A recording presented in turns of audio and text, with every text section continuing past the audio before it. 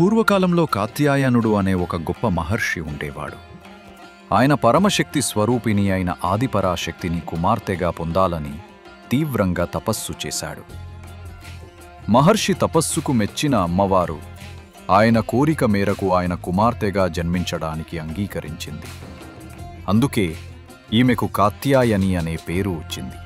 మరొక వైపు మహిషాసురుడు అనే రాక్షసుడు బ్రహ్మదేవుని గురించి కఠోర తపస్సు చేసి స్త్రీ చేతిలో తప్ప వేరెవ్వరి చేతిలో మరణం లేకుండా వరం పొందుతాడు.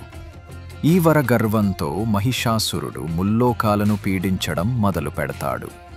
అతని అరాచకాలను భరించలేక దేవతలలే త్రిమూర్తులు బ్రహ్మ, విష్ణు, మహేశ్వరులు వద్దకు వచ్చి శరణు వేడుతారు.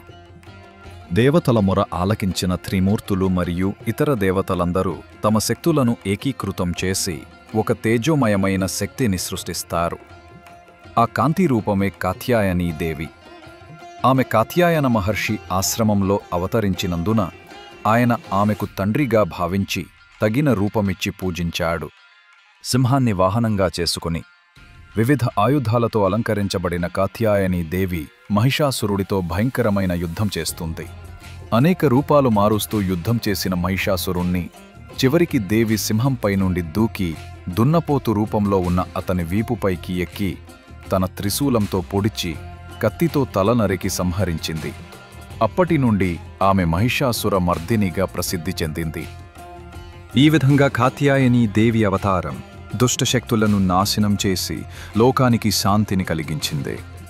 నవరాత్రులలో 6వ రోజున ఈ దేవిని పూజిస్తారు. ముఖ్యంగా వివాహం ఆలస్యమవుతున్న కన్యలు మార్గశిర మాసంలో కాత్యాయనీ వ్రతం ఆచరిస్తే మంచి భర్త లభిస్తాడని విశ్వాసం.